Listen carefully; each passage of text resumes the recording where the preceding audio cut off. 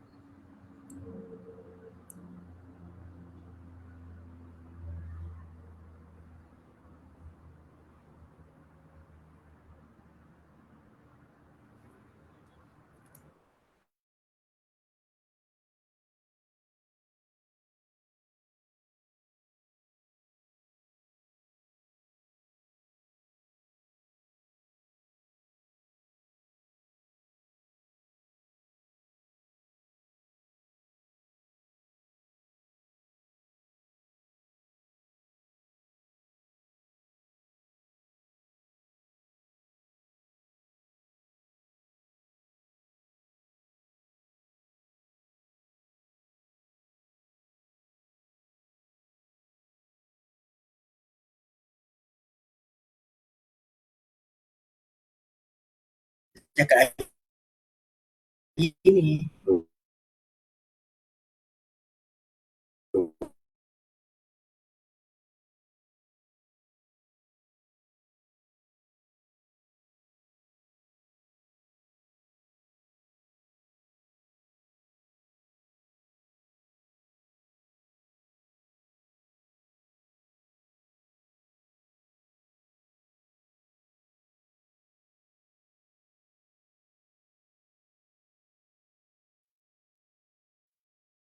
Okay, baiklah. Program kita pada pagi ini akan dimulakan sebentar sahaja lagi. Mohon jasa baik tuan-puan untuk pastikan mikrofon anda berada dalam keadaan mode senyap ataupun mute. Maaf, dalam keadaan mute. Okey. Bismillahirrahmanirrahim. Assalamualaikum warahmatullahi wabarakatuh. Selamat sejahtera dan salam perpaduan. Bersama kita pada pagi ini, Yang Bahagia Datuk Menti Laksmana alias Ben Zakaria selaku penyampai bicara kita pada kali ini. Saya Fadliatul Menti Azmi mewakili Jabatan Muzeum Malaysia Menerusi Muzium Tekstil Negara, ingin mengucapkan terima kasih dan mengalu-alukan kehadiran tuan-tuan, puan-puan dan pelayar dalam talian yang mengikuti program bicara at Muzium, anjuran Muzium Tekstil pada hari ini melalui aplikasi Zoom Meeting dan FB Live Muzium Tekstil Negara. Sekali lagi diucapkan ribuan terima kasih dan selamat datang. Okey, baiklah.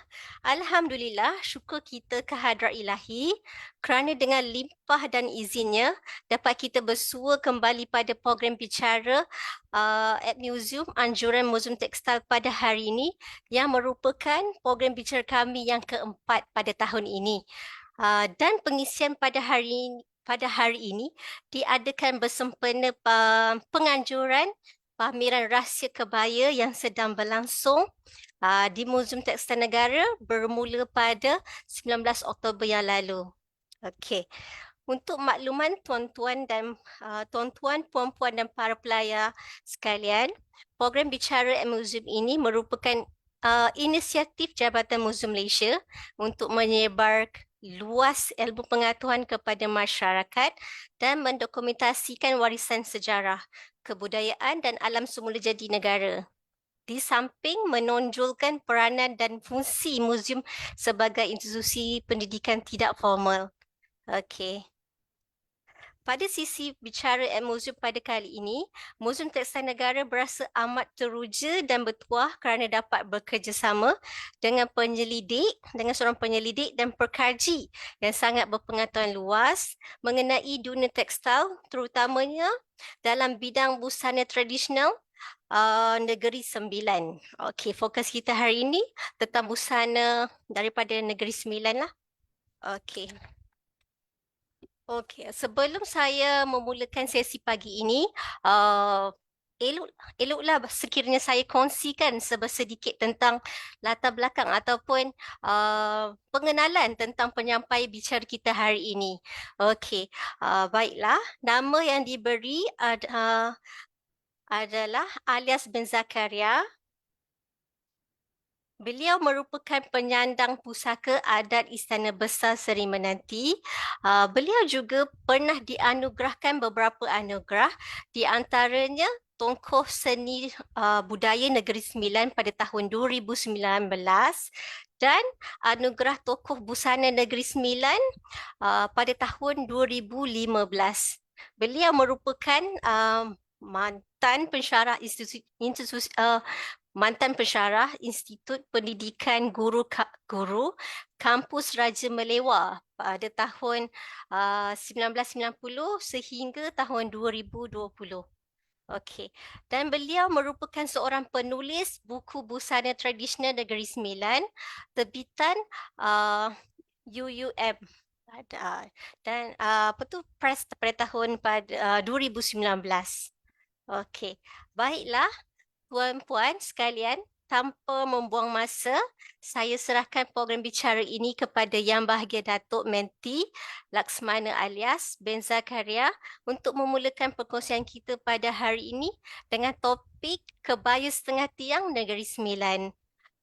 Dan untuk makluman tuan-puan juga, sebarang pertanyaan ataupun cadangan tuan-puan boleh ajukan melalui ruang chat ataupun ruang komen di FB kami. Okey, dipersilakan Yang Bahagia Datuk Menti Laksmana Alias untuk perkongsian pada pagi ini. Assalamualaikum warahmatullahi wabarakatuh. Salam Madani, salam satu Malaysia. Okey, terima kasih pada Muzium Tekstil Wan Fazliatun kerana telah sudi menjemput saya untuk berkongsi ilmu sebenarnya. Kita santai-santai ya pagi ni ya Puan Fazliatun ya.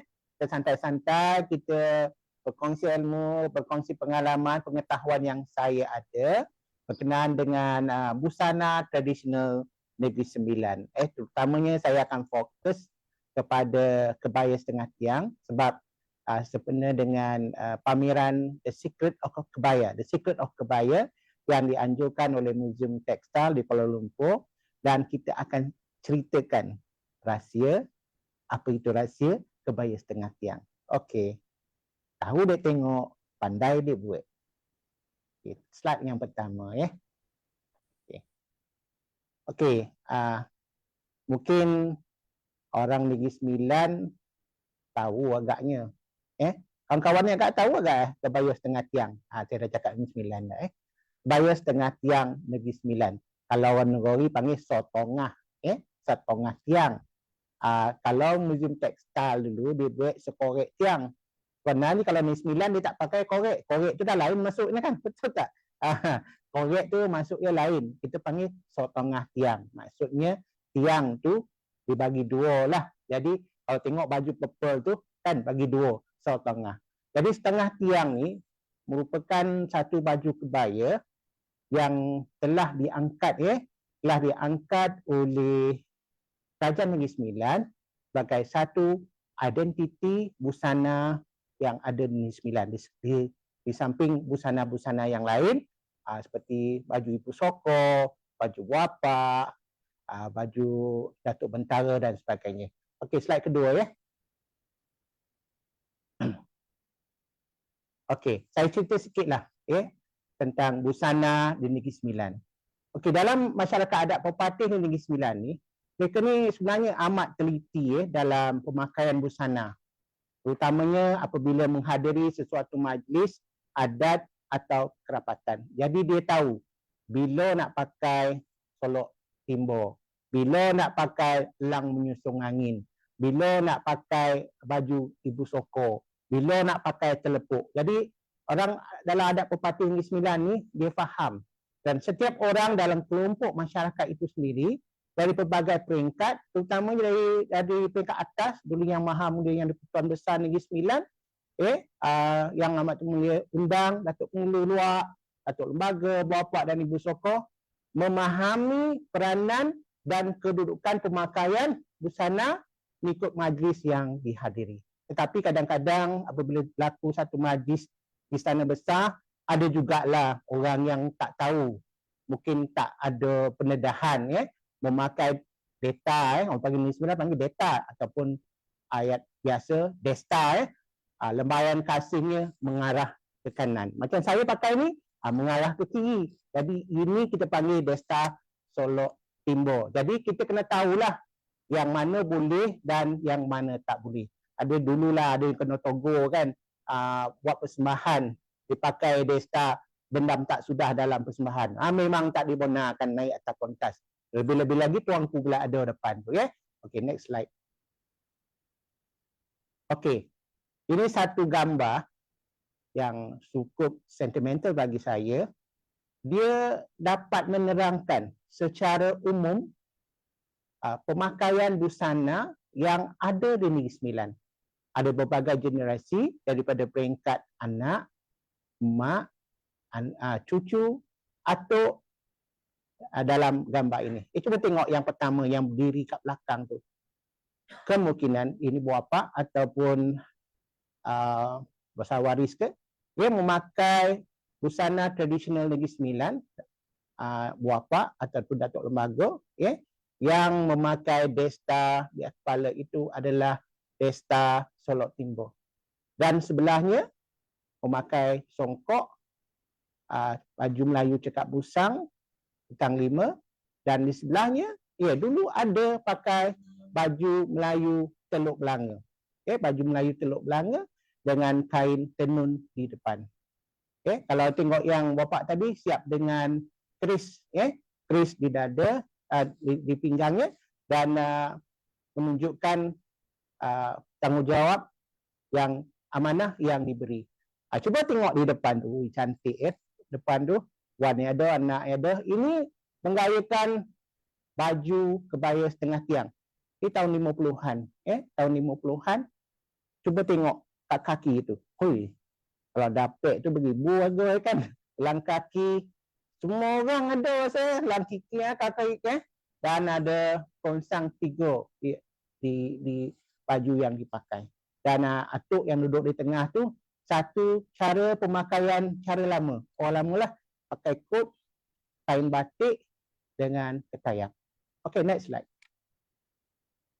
Okey, sejarah busana. Jadi sejarah busana Negeri Sembilan ni saya kaitkan dengan kata perbilang. beraja ke Johor, bertali ke Siak, bertuan ke Pagar Ruyung. Dulu Negeri Sembilan ni dulu dalam pemerintahan kerajaan negeri Johor, asalnya dulu, lepas tu kerajaan negeri Johor memberi Cap Mohor pada orang Saleh yang pergi ke Johor dulu. Dia kata kau baliklah, kau carilah raja kau sendiri. Itulah raja yang dijemput daripada Pagar Ruyung pada tahun 1773. Siak ni adalah satu negeri yang terletak di hujung Sumatera sebelum menyeberang Selat Melaka. Jadi kebanyakan kalau kita lihat elemen-elemen seperti di Rembau, di Seri Menanti terdapat di Siak. Orang Siak pun sama bercakap apa, kenapa dengan orang Negeri Sembilan. Sama. Cara masakannya sama seperti di Rembau ataupun di Seri Menanti. Kalau kita pergi ke Siak, rumah mereka tidak meruncing macam di Sumatera Barat. Meruncing Sumatera Barat, rumah dia meruncing ke atas. Tapi kalau di Siak, rumah dia sama macam keadaan. Jadi agaklah saya punya filosofi lah, mungkin kena buat kajian. Agaknya semasa kedatangan Raja Melewar tu, bila sampai ke Siak, jadi ramai juak-juak tu adalah dari Siak. Jadi apabila mereka sampai ke Rembau, ke Penajis dan sebagainya, agaknya mereka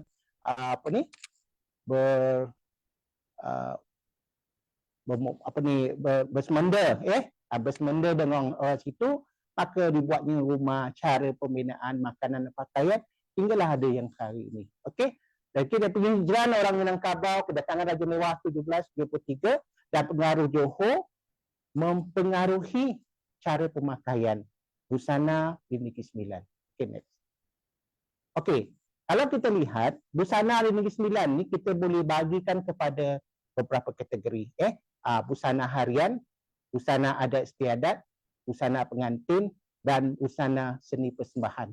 Jadi dalam busana harian ni kalau kita lihat wan-wan kita dulu lah, unyang-unyang kita dulu, dia memakai pakaian baju setengah tiang pergi ke sawah. Saya ingat lagi wan saya dulu lah, dia jahit baju tu, tak pakai mesin, jahit tangan. Jadi baju setengah tiang ni tak tahulah mana silap ni, hilang dah. Tak ada wujudan ni, tak ada dah orang pakai. Baju kurung masih ada, baju harian ni setengah tiang, baju kurung masih kekal, masih kita ada lihat ramai lagi memakai baju kurung ni, teluk belanga. Kemudian busana adat istiadat. Busana adat istiadat ni kita boleh kategorikan kepada buapat, datuk lembaga dan sebagainya. Jadi selalunya mereka ni mengayakan baju Melayu Cekak Musang butang 5 berwarna hitam, siap dengan samping, desta dan keris. Dan yang dipakai, dan desta itu adalah desta-desta tertentu yang dibenarkan dan ada juga desta yang tidak dibenarkan. Jadi dalam adat istiadat ni, sebenarnya kalau kita lihat dalam adat istiadat semasa pemakaian yang tuan besar, dia memakai desta dendam tak sudah mengarah ke kanan. Sebenarnya kalau kita lihat dalam pemakaian desta ni ada banyak di Negeri Sembilan ni. Dalam kajian saya yang terkini, yang terbaru, saya dapat jumpa beberapa desta yang ada di Tampin, desta di Rembau dan juga di negeri di luar yang lain. Dan mungkin insya-Allah kita akan cuba usahakan untuk membuat dokumentasi berkenaan pemakaian desta. Okey, pakaian busana pengantin. Pakaian busana pengantin ni sama seperti Melaka, sama seperti di Sumatera Barat, tapi tak serupa. Ayat mudah, sama tapi tak serupa. Kalau di Melaka, dia pakai sanggung lintang, tapi pengantin lelakinya pakai tabus dengan baju jubah. Kalau Negeri Sembilan, baju Melayu, cekak musang, berdesta, solok timbul. Jadi pengantin-pengantin di Negeri Sembilan, dulu-dulu sanggung lintang tu dipakai secara manual. Secara manual yang diubah, dicucuk, menggunakan cucuk sanggul dan disusun peringkat demi peringkat. Kalau tinggi kedudukan orang tu, datuk lembaga, maka tinggilah sanggul lintang tu. Tapi kalau rakyat biasa, dia pakai 3 tingkat je. Tapi sekarang nak mudah, sanggul lintang pasang siap je, dah ada. Tapi yang asli dulu sanggul lintang dibuat secara manual menggunakan daun pandan yang diikat dijadikan sebagai tapak untuk menyucuk. Itu kalau nak cerita tu satu cerita lain lah tentang cara pemakaian sanggul lintang secara tradisional. Mungkin Museum Tekstil boleh panggil lagi saya. Okey, busana yang terakhir ni busana seni persembahan. Jadi busana seni persembahan ni, ni yang ramai kurang faham, ramai yang kurang arif. Sebenarnya kalau kita menggambarkan suasana Minangkabau di Sumatera Barat, contohnya tari piring, randai, maka kita pakailah busana yang menggambarkan keadaan di sana, piring. Bukan tak boleh pakai dewi rebung tu. Dewi rebung tu bukan tak boleh pakai, tapi dipakai, digunakan untuk kesesuaian majlis. Jadi dewi rebung kalau di Negeri Sembilan ni memang tak ada, pemakaiannya tak ada. Hanya benda-benda ini ada wujud semasa membuat persembahan, semasa membuat sambutan. Jadi kita jangan salah faham pula, jangan kita buat majlis adat di Kuala Pilar, di luar Ulumua, maka kita pakai dewi rebung. Maka ataupun tanduk itulah, maka tak sesuai lah.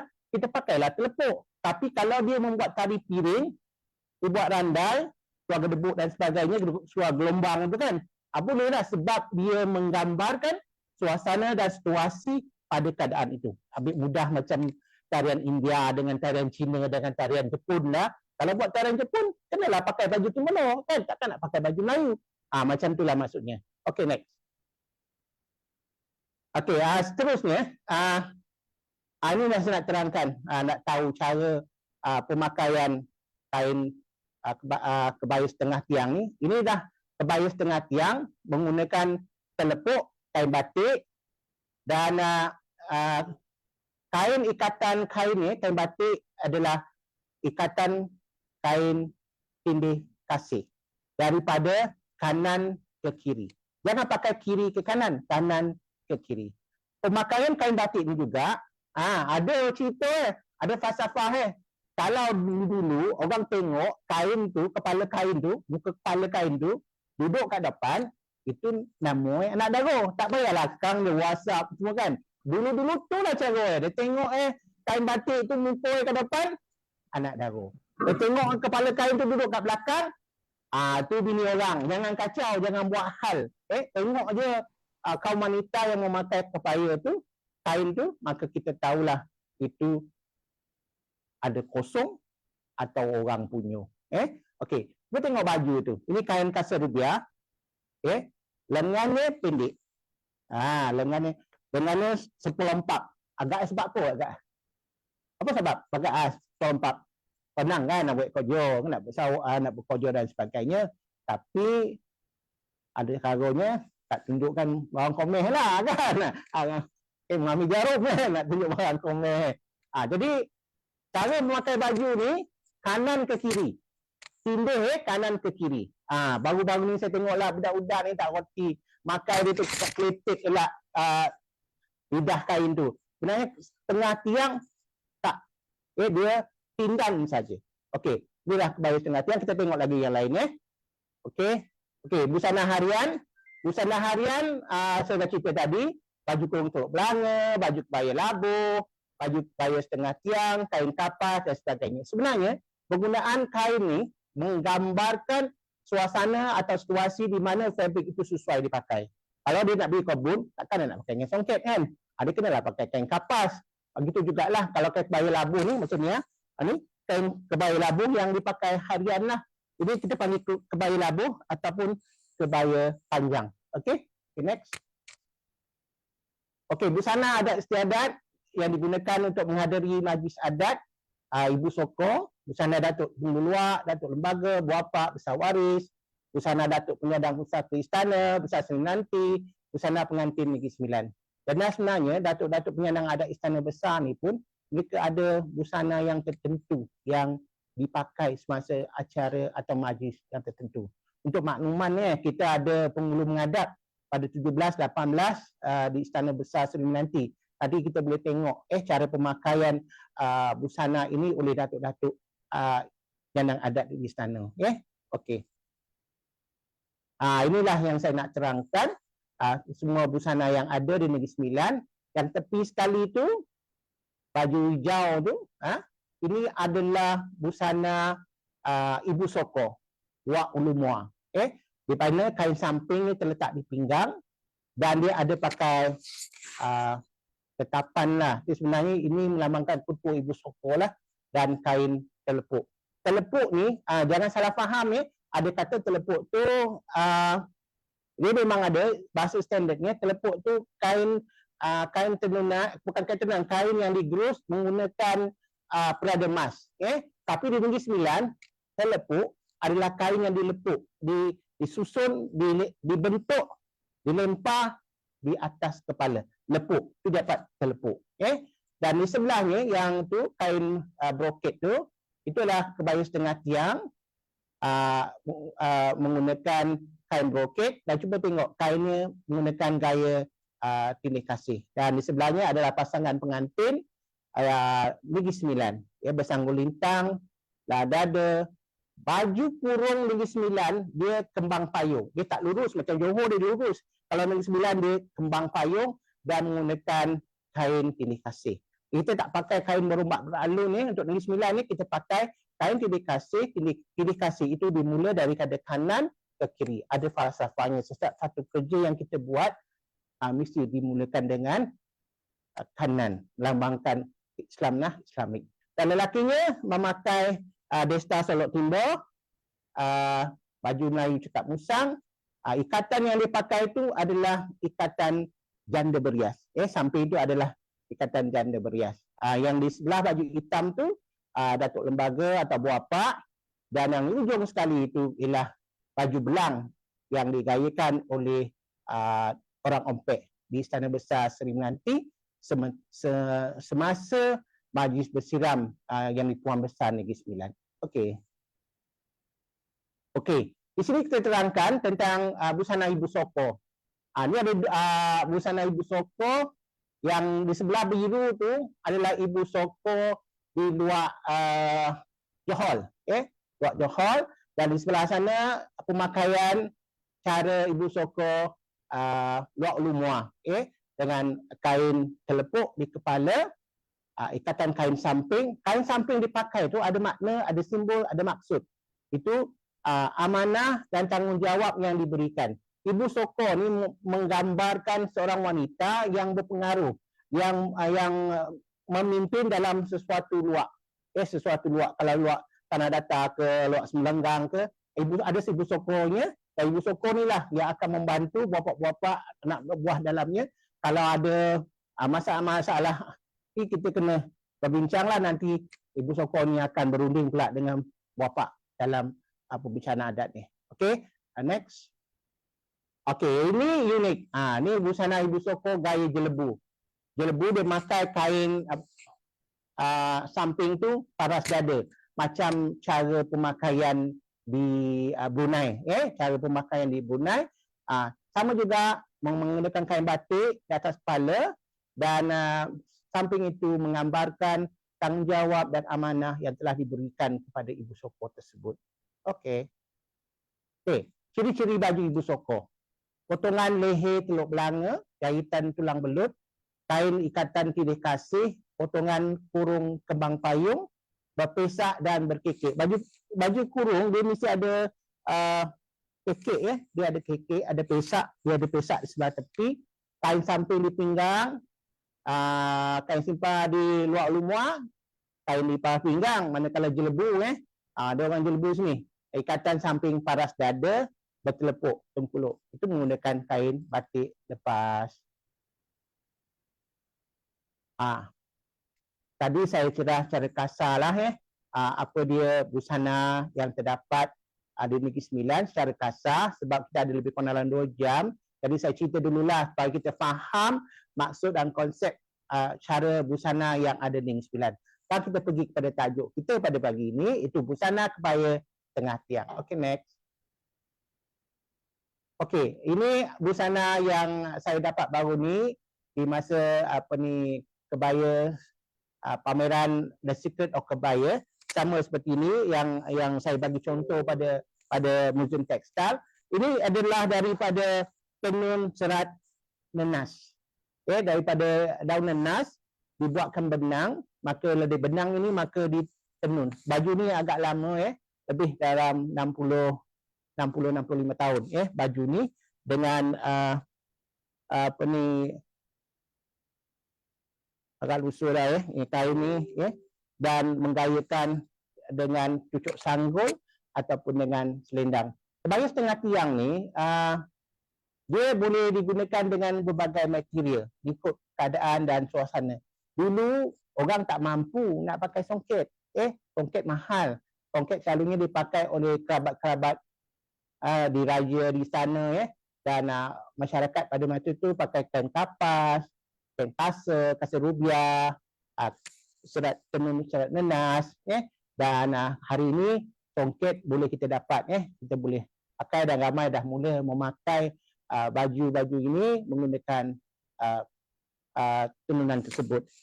Okey, next. Okey, kalau kita lihat di kebaya di Malaysia ni, dia ada banyak ada di pameran Secret of Kebaya tu, tuan-tuan boleh lihat berbagai koleksi yang cantik-cantik yang telah dipamerkan oleh Museum Tekstil. Contohnya kebaya Nyonya, kebaya Kota Baru. Kebaya Nyonya ni selalunya yang terdapat baba Nyonya di Melaka dan di Pulau Pinang. Di Melaka dan Pulau Pinang menggayakan baju kebaya yang disulam, sulam goyang, dibikunya, bajunya pendek, potongan kebaya pendek, dan masih lagi digayakan, diamalkan di Melaka, di Pulau Pinang, dan kebaya yang seterusnya adalah kebaya Kota Baru. Kerana Kota Baru ni dia ada lidah di depan. Tu bezanya. Kebaya Kota Baru ni dia ada iras-iras macam kebaya di Bali, kebaya di Bali, kebaya pendek yang biasa. Kebaya Citi Melaka, kebaya Citi Melaka ni kalau kita lihat ada kain lutsina transparent, gayakan dengan kain batik, dan terdapat juga kebaya yang bersulam. Kebaya Selangor, kebaya Riau Pahang, berkolos, tak musang, batau kebarung, kebaya campur baju kurung, kebaya Seromak. Sebenarnya ada banyak kebaya lagi yang ada di Malaysia ni. Salah satu yang menarik ialah kebaya setengah tiang Negeri Sembilan. Okey, saya akan ceritakan apakah rahsia-rahsianya, the secret of kebaya tengah tiang ini. Okey, silakan. Okey, ni kebaya Nyonya. Next. Ni kebaya Selangor. Ini kebaya setengah tiang. Okey. Next. Okey. Mengapa dikenali kebaya setengah tiang? Inilah yang soalan yang selalu orang tanya bila saya bagi ceramah. Kenapa setengah tiang? Kenapa dipanggil setengah tiang? Setengah tiang ni maksudnya baju ni labuh atas pada lutut. Atas pada lutut dan labuh pada punggung. Maknanya dia menutup aurat. Dia tidaklah bawah pada lutut, dia atas pada lutut dan punggungnya ditutup, bawah pada punggung. Apa kita tengok pakaian kebaya Saloma tu, kebaya pendek tu, ada paras pinggang, jadi agak seksi lah. Jadi saya war-warkan supaya baju kebaya setengah tiang ni dipopularkan balik. Dipopularkan balik. Menutup punggung, baju longgar, tidak nampak bentuk badan pemakai. Jadi apabila kita memakai, janganlah kita ketatkan baju kebaya ni. Ketatkan dia. Dia tak ketat. Sebenarnya dia mesti longgar cara pemakaian. Jangan pula nak kita ketat. Itu bukan kebaya setengah tiang. Dan dia mesti lidahnya bertindan. Bertindan di atas.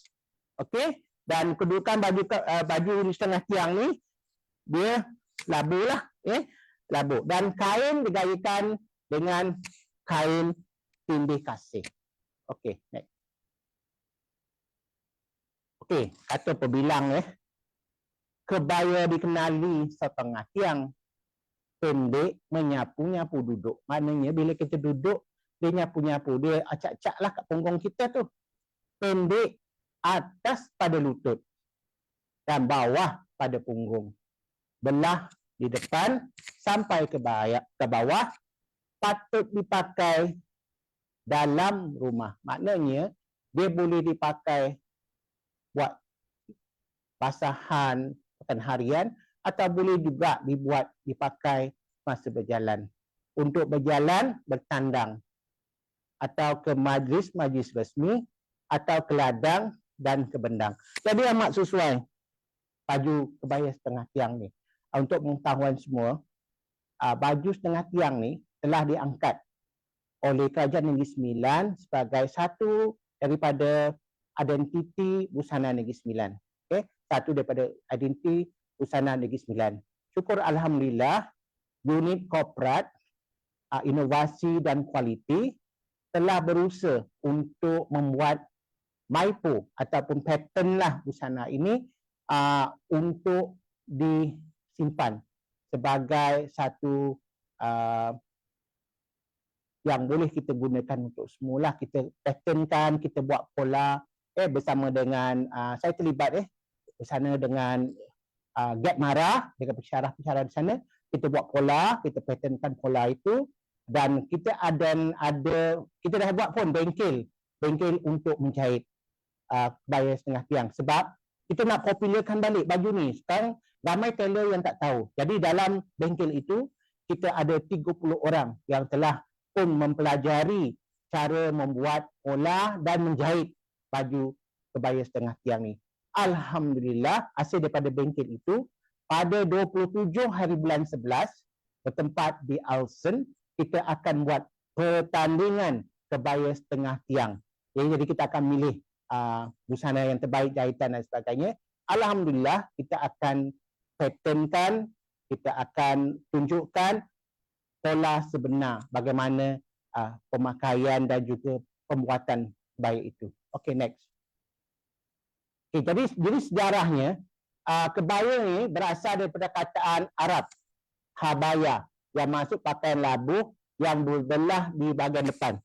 Asal kebaya setengah tiang ni daripada baju kebaya labuh atau kebaya panjang yang mempunyai kekek.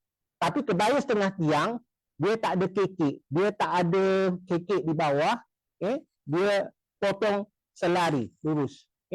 Dan kebaya ini dipanggil baju labuh kerana panjangnya melepas paras lutut. Okey, ni lepaskan paras lutut kebaya labuh. Dan berkekek ataupun tidak berkekek. Ada kekek di bawah. Dan kebiasaannya potongan kebaya labuh mempunyai pesak, kekek, bilangan besar dan berpotong lurus. Yang ini terlihat dia besar dan dia berpotong lurus. Okey, next. Kebaya setengah tiang Negeri Sembilan telah diubah suai dari kebaya labuh dan menjadi lebih singkat daripada paras lutut dan bawah daripada punggung. Busana kebaya setengah tiang ini turut dikenali sebagai baju kebaya setengah tiang mengikut dialek sebutan Negeri Sembilan. Busana baju kebaya setengah tiang berpotongan labuh atas daripada lutut, berbelah di hadapan baju dan tidak berkekek. Baju kebaya setengah tiang mempunyai potongan 7 berbanding baju kebaya labuh yang mempunyai potongan 9 dan pola baju masih bersifat mengurung anggota badan. So, kita terangkan, baju kebaya setengah tiang ni dia punyai potongan 7. Ini kita panggil 1, ini kita depan ni kita panggil 2, ini kita panggil 3, sini kita panggil 4, 5, 6, belakang 7. Dia tak ada kekek. Sebab tu baju kebaya setiang ni kita panggil potongan 7. Berbanding dengan kebaya labuh, dia ada potongan 9, dia ada kekek di bawah. 7/2. Okey. Inilah baju kebaya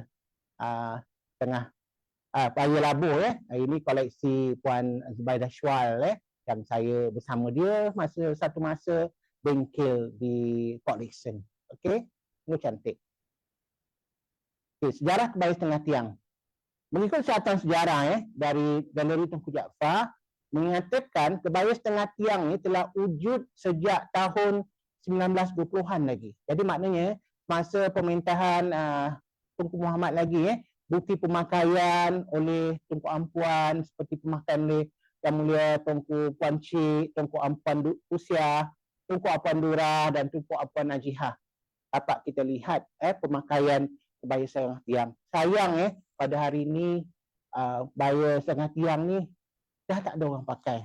Hampir pupus Jadi saya berharaplah dengan usaha yang dibuat oleh unit korporat inovasi dan kualiti ini tahun depan saya harap tahun raya tahun depan ramai orang Negeri Sembilan atau mungkin di luar Negeri Sembilan memakai kebaya setengah tiang. Saya ada beberapa rakan yang tertarik dengan baju ini, meminta pada saya supaya hantar dia kepada tukang jahit mereka dah mula membuat dan menjahit dan memakai baju kebaya setengah tiang ini. Harap habis ada ceramah ini ada orang-orang yang di luar sana yang ingin menempah. Kita ada tukang jahit seramai 30 orang yang boleh membantu anda untuk merealisasikan impian baju raya setengah tiang tahun hadapan. Okay, next. Okay, ini saya nak tanya nak cakap sikit tentang pemakaian kebaya ni setengah tiang ni oleh kerabat diraja. Kerabat diraja ni memang kita lihat cukup sinonim, terutamanya Tunku Kusiah. Tunku Kusiah ni semasa tahun 1959 gambar ni di Dewan Tunku Abdul di Jalan Ampang, pemasyuran ni dia pakai Tunku Kusiah yang duduk di sebelah tu menggayakan baju kebaya setengah tiang lengkap berselempang. Okay, next. Okay, ini lagi satu Tunku Abdul Rahman yang di-Pertuan Agong yang pertama. Cantik baju ni. Okey.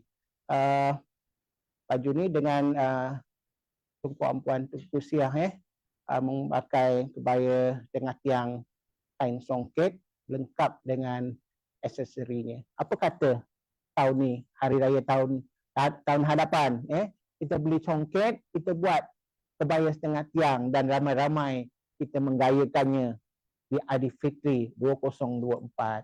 Tak kempen lagi. Okey. Okey. Ini Baya Diraja mengayakan kerabat mengayakan kebaya setengah tiang. Tunku Ampuan Najihah. Tunku Ampuan Najihah ni satu-satunya yang puan yang selalu tak tinggal pada zaman mudanya sampai di akhir hayatnya. Almarhum Tunku Ampuan Najihah ni menggayakan baju kebaya setengah tiang ni dengan aksesori, dengan kronsang. Cuba tengok tangannya seperempat tu kan. Nampak omeh kan? Nampak belian ni. Tapi kalau kita takut nak jaga aurat, kita laburkanlah sikit. Tak adalah salah kan? Laburkan sikit. Kalau tidak, zaman budak-budak sekarang ni pendek, dia pakai black tight dalam. Pun boleh nak gekalkan identiti potongan itu. Yang ni sebelahnya ialah Puan Durah dengan Tunku Menawik. Puan Durah memakai kebaya setengah tiang yang cukup unik lengkap dengan selempangnya. Okey. Okey, ini lagi satu Tunku Abdul Rahman dengan Tunku Ampuan Najihah, satu majlis jamuan menggayakan kebaya setengah tiang dengan kronsang 3 di dada. Okey, next. Okey, ni Tunku Ampuan Najihah, almarhum Tunku Ampuan Najihah dengan Tunku Jaafar. Cantik kain songket belang. Sebenarnya galeri Pedagap ni saya ada buat satu set baju kebaya setengah tiang dengan baju Melayu Cekap Musang ni menggunakan corak belang ni. Dulu tahun 50-an memang banyak desain songket yang bermotifkan begitu digunakan oleh masyarakat melihat kainnya, kain tilih kasih dan menggunakan kronsang di dada. Ini Tunku Najihah bersama dengan anak-anaknya menggayakan kebaya setengah tiang. Okey, ini juga baju kebaya setengah tiang yang dipakai oleh bersulam manik baju ni kebaya setengah tiang bersulam manik yang mengekalkan ciri-ciri elemen tersebut. Okey, ni pun satu lagi gambar kenangan Tengku Puan Najihah menggayakan baju kebaya setengah tiang dengan perongsang dan selendang di badan. Okey. Okey, ini satu lagi baju kebaya setengah tiang yang dipakai oleh Tunku Kusiah. Sebelah tu Sultan Kedah tu, tak silap saya, Sultan Kedah. Almarhum Sultan Kedah yang dalam majlis resmi agaknya. Saya dapat gambar ini pada Galeri Diraja Tengku Jaafar. Next. Okey. Jadi dalam penggunaan fabric, material kebaya setengah tiang ni, dia ada banyak material, banyak bahan yang boleh kita gunakan. Kita boleh guna tenunan songket bunga tabur yang ada sekarang banyak. Kita boleh gunakan tenunan songket bunga penuh seperti yang dikayakan oleh Tunku Puan Najihah, Tunku Puan Durrah, Tunku Puan Kusiah, atau kain serat benang nenas macam ni. Tapi sekarang ni tak ada dah, tak ada kita jumpa lagi dah. Tapi baru-baru ni semasa saya pergi di Pontian, ada budaya zon selatan di Pontian, ada satu pengusaha yang mengusahakan untuk membuat benang daripada daun nenas ni. Mereka telah menjadikan benang. InsyaAllah saya cakap ada R&D ni, buatlah benang serat nenas ni boleh dikomersialkan sebagai kain tenunan songket. Tu kain kapas, ni kain kaserubia, kain broket. Jadi material ni kita boleh perbagaikan mengikut majlis yang sesuai. Janganlah kita pakai kain tenun songket pula nak pergi ke sawah kan.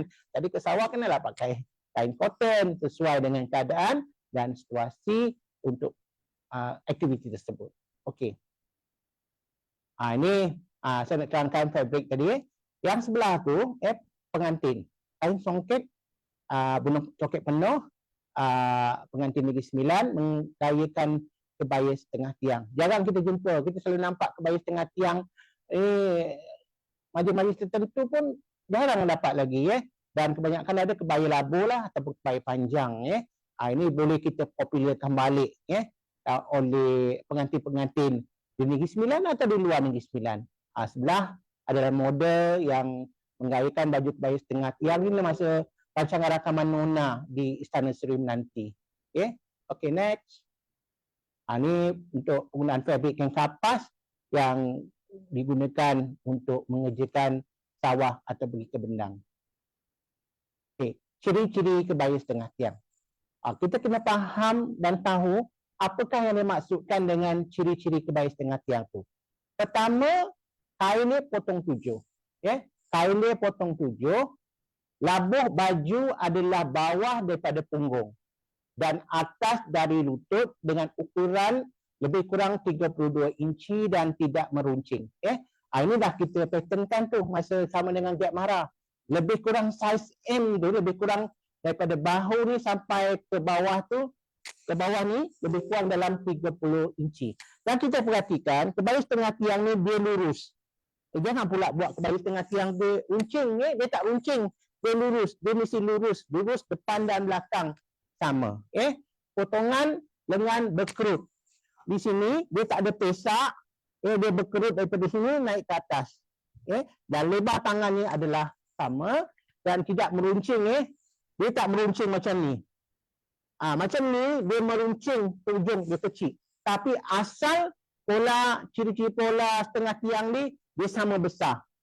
Sama besar. Dia tidak dan labuh lengan terjengkal atau seperempat macam saya pakai ni daripada tapak tangan. Dulu kata mudah nak buat kerja ataupun yang kedua nak tunjuk omeh. Okey, next. Okey, potongan berkerut leher. Okey. Saya nak dapat design pola ni, dah banyak tailor saya pergi. Banyak. Saya cuba yang Melayu, saya cuba yang Cina. Yang dia gagal tu, dekat keruk ni. Dekat leher ni. Leher ni, dia berkeruk, dia bukan lurus. Sebab bila dia berkeruk, barulah dia terletak cantik dia. Dia berkeruk dan dia bersambung. Nanti ada pola saya tunjukkan. Dia bersambung. Dia tak selari. Dia dari bawah ni, besar dan dia kecil ke atas. Dia bukan besar di bawah sampai ke atas. Dia besar di bawah dan meruncing kecil di atas. Okey? Menggunakan kain kapas bagi kegunaan harian untuk ke kebun dan ke bendang. Menggunakan tenang songket untuk menghadiri majlis rasmi dan undangan majlis perkahwinan. Menggunakan kerongsang 3 di dada. Menggunakan kerongsang, ada kala juga tak ada kerongsang, kita boleh pakai rantai atau doko 3 lah, yang 3 susun tu besar kecil-kecil pun boleh pakai dalam pemakaian kebaya setengah tiang ni. Okay, next. Okay, kain potongan lurus di depan, tidak meruncing, tiada kekek di lengan, potongan lengan selari, tidak meruncing, mempunyai lidah. Inilah ada lidah ni, dia ada lidah. Ada lidah di bahagian hadapan, besar di bawah dan mengecil di atas. Bahagian leher mempunyai kerut. Bahagian leher ni berkerut. Kalau dia tak berkerut, dia tak jadi. Dia letak ni tak cantik. Dia mesti kerut. Macam buat baju kurung tu, kita kerut dia, kita potong dia, maka disambung dengan lidah kain tadi. Kebaya harian ni mempunyai poket di hadapan. Kalau kita buat songket, kalau macam ni, dia ada songket, ada poket. Ada poket. Itu kalau kita buat harian. Kalau kita buat untuk baju pengantin, tak payahlah berbuah poket di depan ni. Jadi kebaya ni longgar. Kebaya ni longgar, tidak menampakkan bentuk badan, labuh, lengan, sepelempap dari pergelangan tangan. Itulah ciri-ciri kebaya setengah tiang ni. Jadi dalam pertandingan yang akan diadakan pada 27 hari bulan 11 oleh unit Koperasi Korporat Inovasi dan Kualiti, peserta pertandingan harus mengekalkan ciri-ciri kebaya setengah tiang ni, baru boleh menang. Tapi kita benarkan juga modifikasi pada bahagian-bahagian tertentu, nak tambah lace dan sebagainya. Okey, next. Ni baju asal, 7 potongan, lengan, badan, lidah. Okay, next, ni depan. Ni bahagian belakang. Tu yang saya kata tadi, kerut kat belakang tu. Dia turun ke bawah sikit. Kalau dia buat lurus, memang tak jadi baju kebaya setengah tiang ni. Dan kain ni di bawah selari, lurus, tidak meruncing. Okey? Ini terima kasih kepada Giat Mara dan juga unit korporat yang telah pun mematentkan pola ini, dah dibagikan kepada lengan, badan hadapan, dan badan belakang. Jadi kalau beza dengan kebaya labuh ni, dia ada kekek, tapi kebaya setengah tiang ni dipermudahkan kaitannya, dia tak ada kekek. Jadi dia berkeruklah lengannya. Okey. Ini secara visualnya bagaimana sambungan ini dibuat. Okey. Kita dah cerita baju kebaya setengah tiang ni. Okey, bagaimana kita nak pakai? Kita ada cara-cara memakai yang betul. Menggunakan kain ikatan, kain tindih kasih. Kain dia wajib tindih kasih. Kita tak boleh pakai kain belah, atau kita tak boleh pakai kain belah belakang, atau kain kipas, potong payung di belakang. Kebaya setengah tiang ni mesti pakai kain tindih kasih. Tapi pemakaiannya ada 2 cara. Satu dijahit, ataupun satu dikekalkan macam kita pakai kain batik sarung. Macam ni, dijahit sarungnya tak dijahit. Tapi kalau nak pakai mudah kan, kita nak pergi kerja dan sebagainya, tak sempat kan sebagainya, kita boleh dah siap-siap tindih kasih, tak berbelah. Boleh buat begitu. Tunjukkan kepala kain di hadapan untuk belum berkahwin. Kita kekallah falsafah dia kan. Dah dulu macam tu. Kalau dah kahwin, pakailah kat belakang. Kalau belum kahwin, bunga kain tu macam ni kan. Ni kepala kainnya, ni kat belakang kepala kain. Maknanya ni lambangkannya ni dah berpunya, dah bersuami. Tapi kalau dia kepala kain ni duduk di depan, macam ni kepala kain duduk di depan, maknanya ni anak dara, masih kosong. Nak masuk meminang pun boleh. Okey. Dan cara pemakaian ni, kalau kita lihat kita bertelepuklah di kepala untuk ke Bendang. Kalau suasana tak pergi sawah. Tapi kalau saya lihat sekarang ni, kalau acara-acara sambutan di luar Ulumua yang mereka pakai baju ibu soko, baju kurung, mereka pakai kain bertelepuk, kain batik di kepala. Jadi kalau kita nak popularkan balik semula, saya harap ada luak-luak yang ada dalam rancangan ini dapat menyahut seruan saya. Saya dengar kabar adat lingkungan, ibu soko nak pakai baju kebaya tengah tiang. Jadi ambillah design ni pakai untuk busana korporat ataupun bajis mereka supaya kita nampak keunikan kita. Kita nak hidupkan balik ni pemakaian kebaya setengah tiang yang hampir pupus. Kalau yang di-Pertuan pemasyuri kita, Tengku Kusia, Tengku Najihah, Tengku Puan Durah dan yang lain-lain tu, kekalkan baju busana. Ada apa salah kita kembalikan balik pemakaian itu? Okay, busana mengikut majlis yang dihadiri, kerja harian, pejabat dan majlis perkahwinan. Aksesori mengikut busana yang digayakan, perongsang 3 untuk kebaya dan lantai rabuh untuk baju kurung. Jadi cara pemakaian ini perlulah kita akur supaya kita menjaga falsafah pemakaian kebaya setengah tiang ini.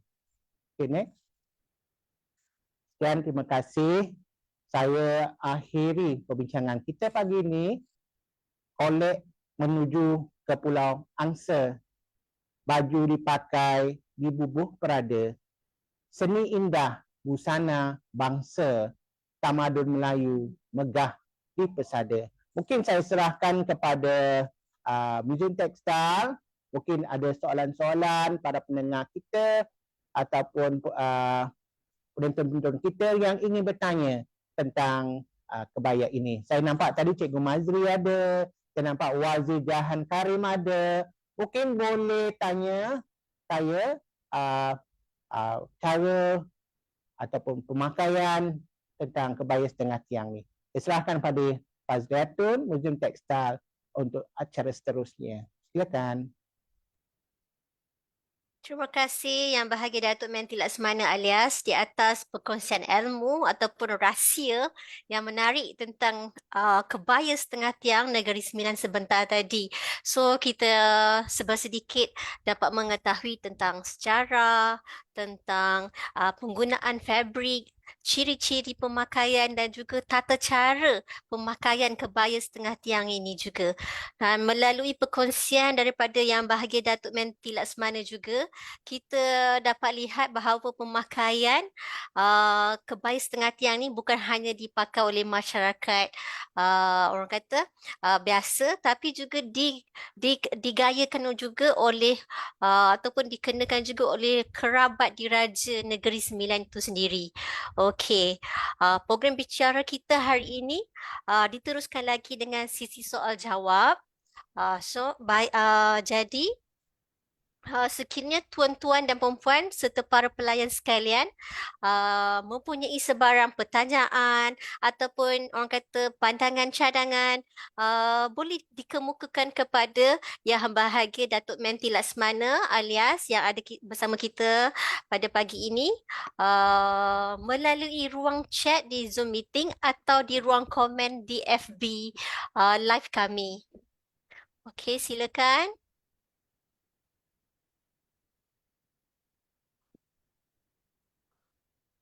Ada yang ingin bertanyakan soalan? Boleh saya bacakan?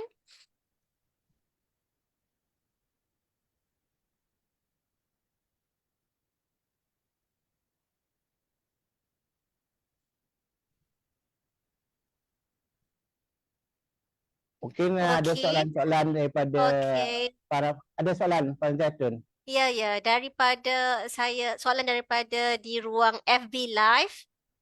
Okey, soalan daripada Encik Cedric Tan.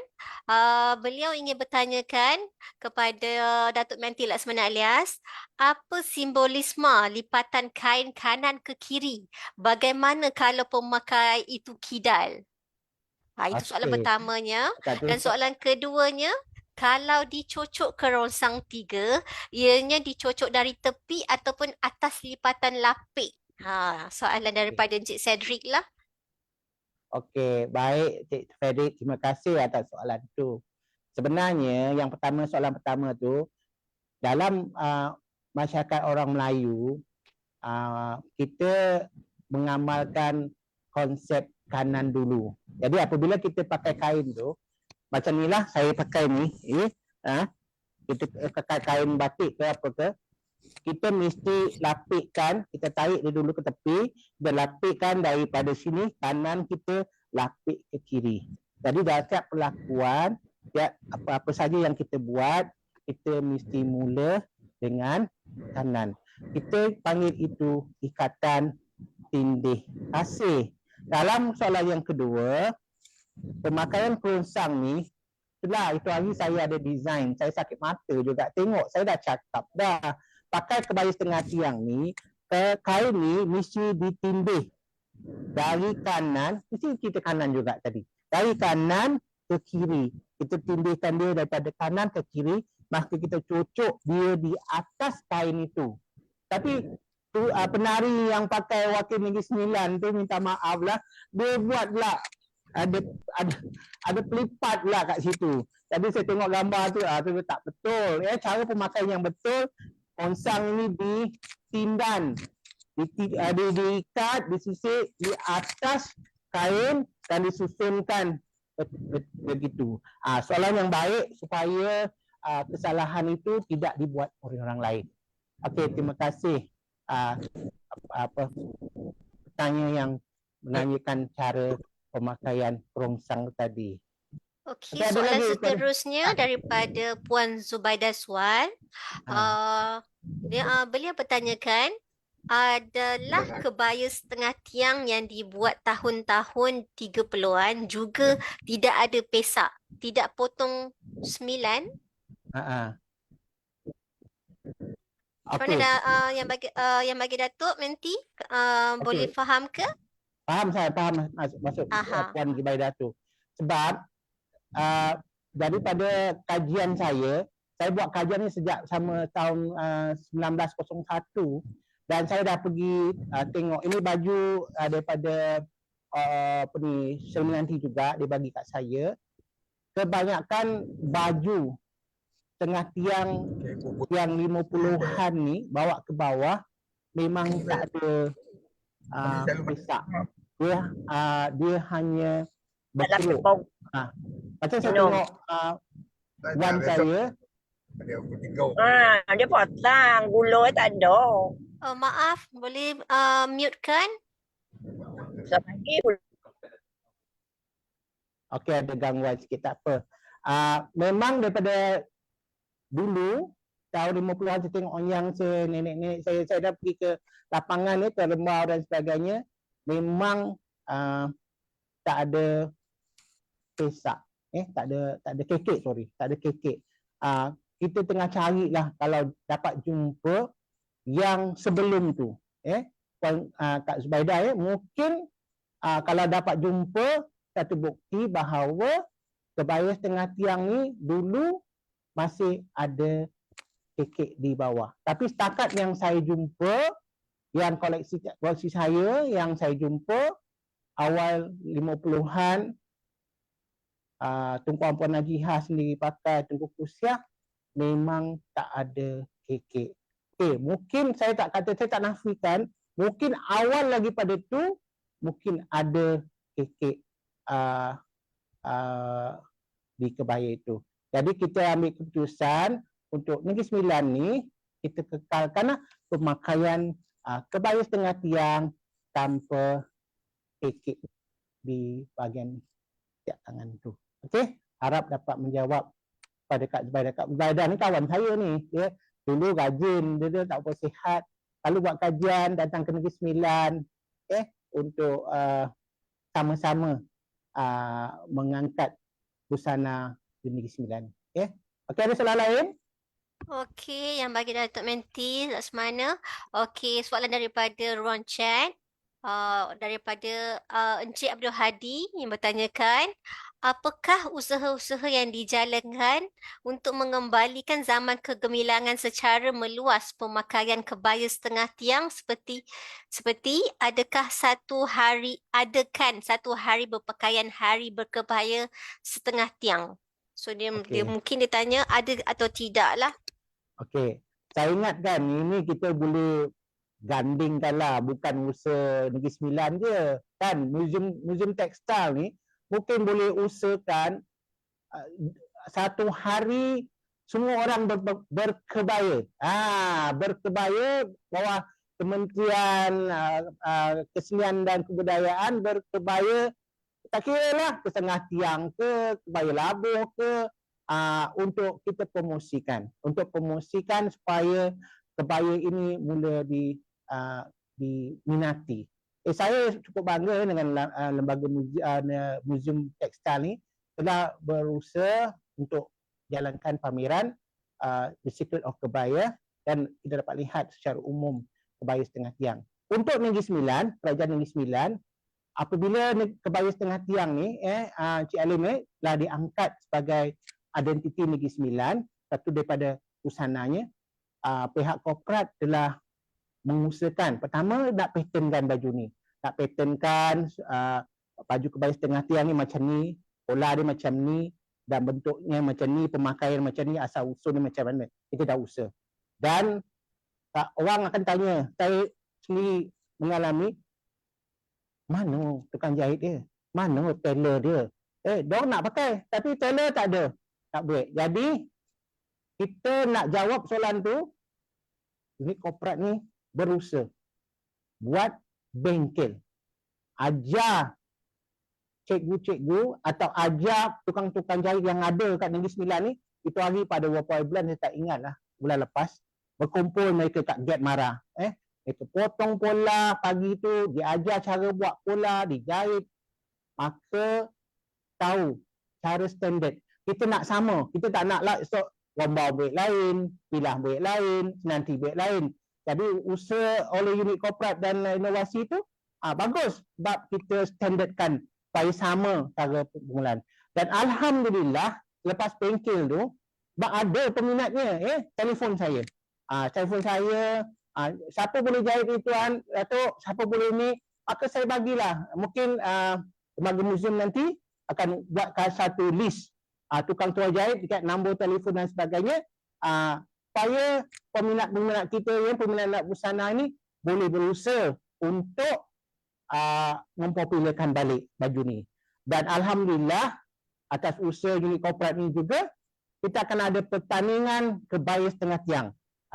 Nanti mungkin kita promosikan, Kerajaan Negeri Sembilan keluarkan sendiri bajet kain untuk tukang-tukang jahit ini menjahit, mengekalkan identiti sebenar atau membuat modifikasi, tambahan aksesori, tambahan lid dan sebagainya, supaya kita tahulah manusia ni ada yang suka yang lebih advance, ada yang nampak moden, ada yang suka yang tradisional. Tapi kita ada dua-duanya. Jadi kita boleh kekal busana tu ataupun kita buat sedikit perubahan. Macam Desta lah. Yang ini kita panggil Desta Solok Timber tradisional. Tapi ada orang nak lebih kreatif, kita buat Desta kreatif. Yang kita buatlah Desta-Desta yang mengolahkan kreativiti selain daripada bentuk asal. Jadi berbagai usaha telah dijalankan. Saya sebenarnya berharap harap sangat mungkin Muzium Tekstil ada dengar ni, Pancal Zaitun, dapat membantu kami NGO untuk mengadakan satu pameran ataupun peragaan busana Negeri Sembilan, termasuklah kebaya setengah tiang dan sebagainya, busoko dan sebagainya, dengan pantunnya, dengan rombanya, berangan-angan je dah dekat 30 tahun ni. Kita haraplah ada sponsor dalam rancangan ni, ada ke Datuk SS ke dengar dalam ni, atau pengarah JKKN ke, lembaga pelancongan ke, dapat merealisasikan impian saya untuk menjadikan satu persembahan peragaan busana. Saya ingat lagi, tak tahulah Puan Mazlina tu ingat tak, Puan Azhar Aziz dulu buat dengan Musti Melaya. Hebat betul. Persembahan penunjukan busana baju Malaysia tu dengan istiwang kembang dan sebagainya.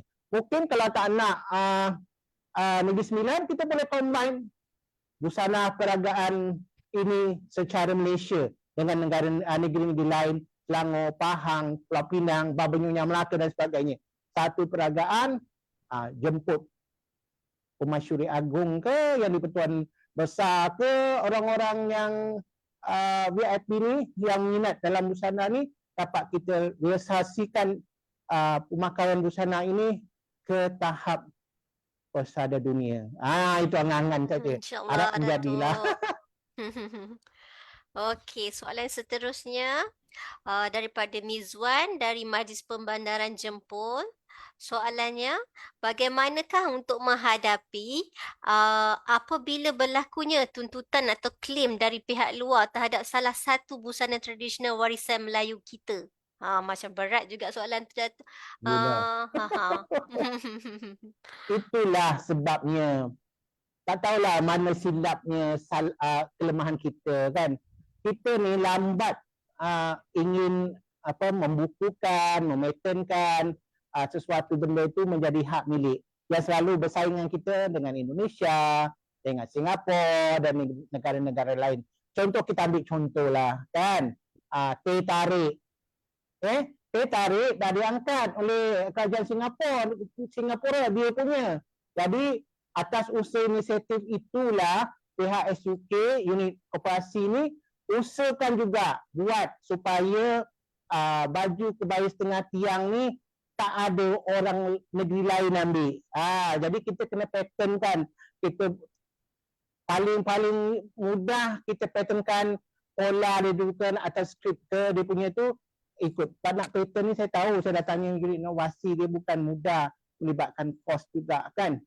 Jadi macam mana pun kita kena usahakan macam rendang dah diambil oleh Indonesia kan.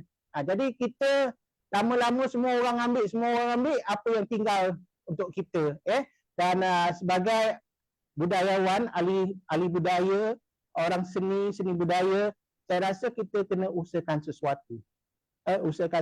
Apa yang saya boleh buat, yang kedil ni, saya buat pengkongsian melalui TikTok, pengkongsian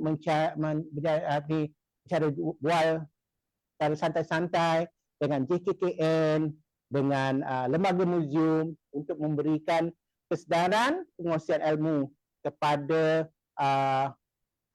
masyarakat kita. Itulah cara yang kita boleh buat. Apa yang cakap oleh Encik apa tadi tu memang betul. Kita kena berusaha untuk mengambil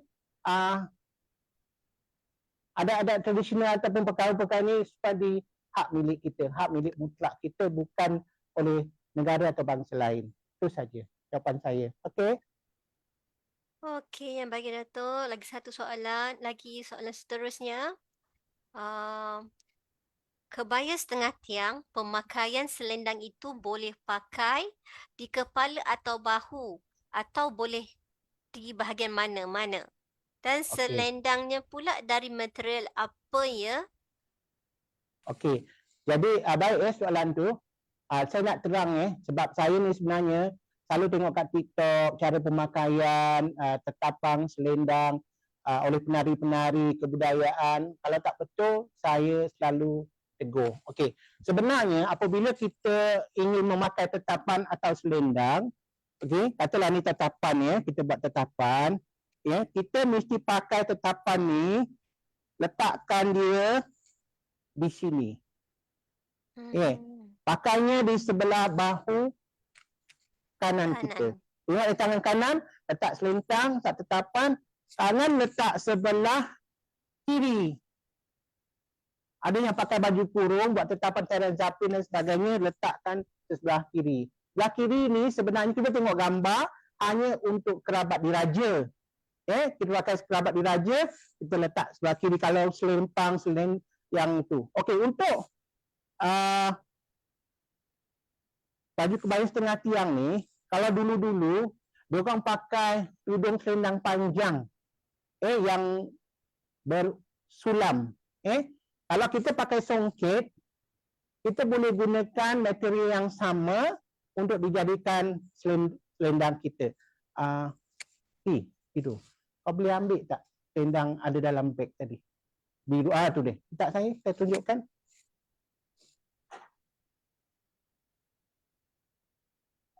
Okey. Kalau kata ada kain selendang, okey, kita boleh pakai dia macam ni.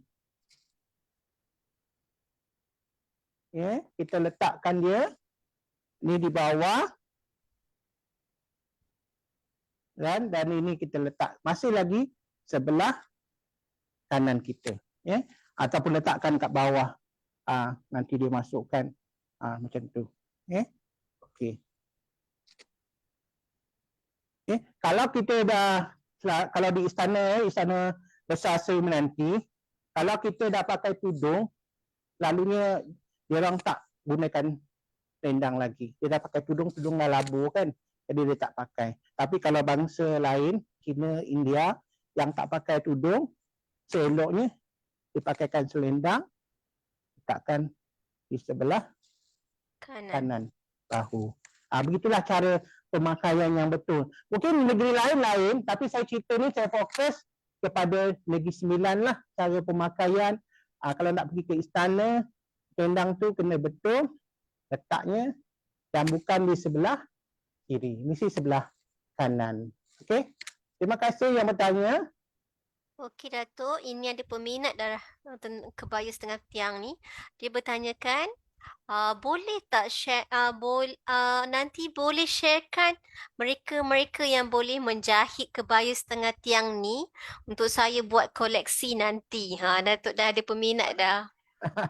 Alhamdulillah. Itu sebenarnya hajat kita dengan SK.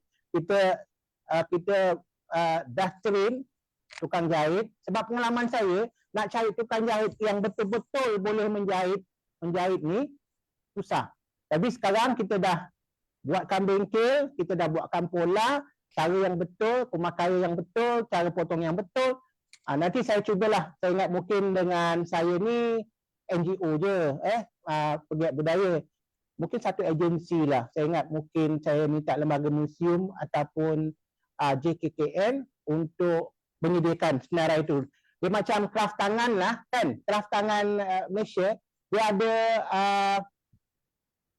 dia panggil apa ya? Ada inventory nama-nama untuk buat batik, nama untuk buat tembaga kan. Jadi dalam tu tukang jahit buat kebaya.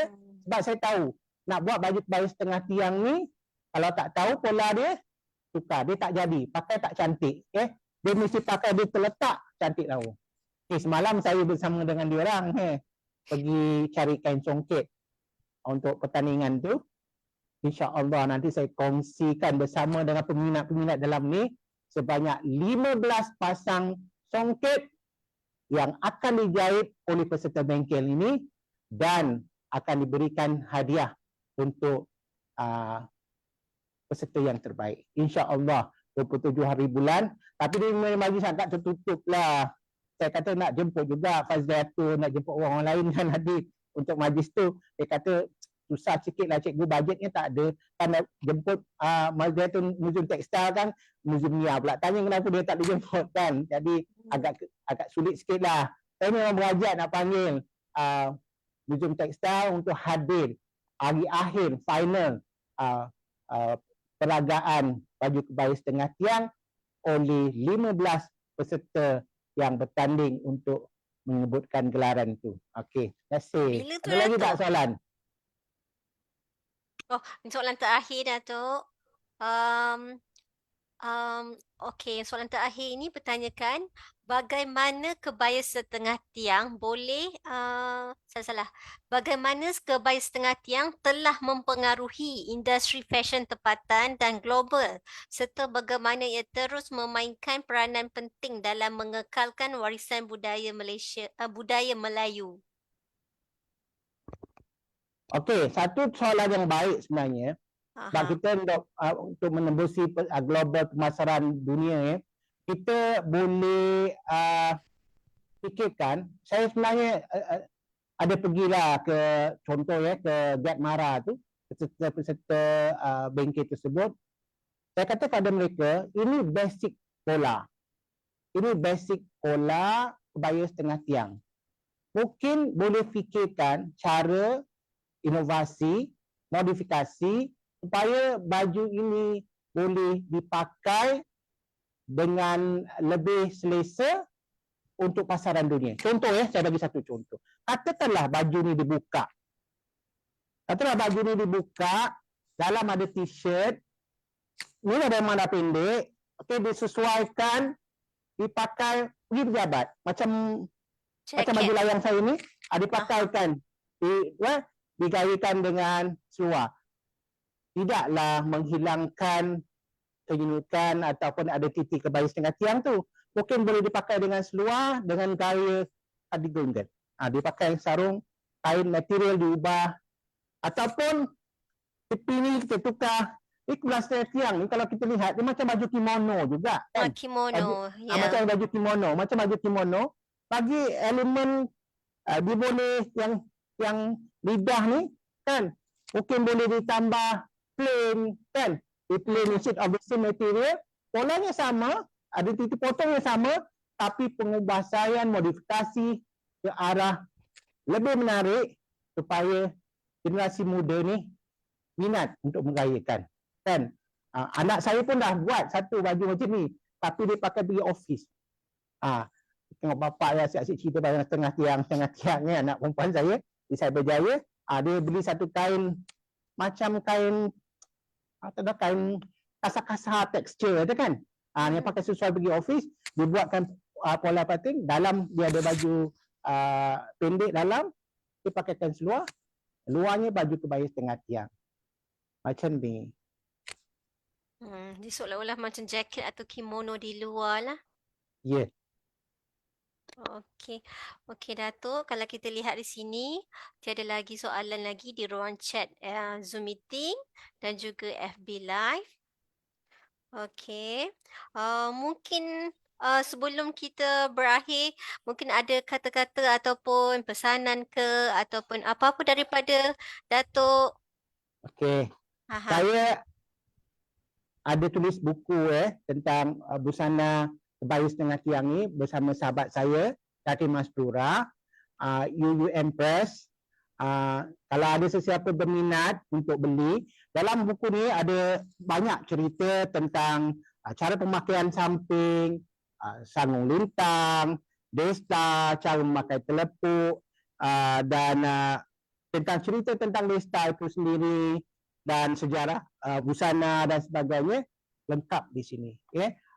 Boleh hubungi saya 013-2057-119.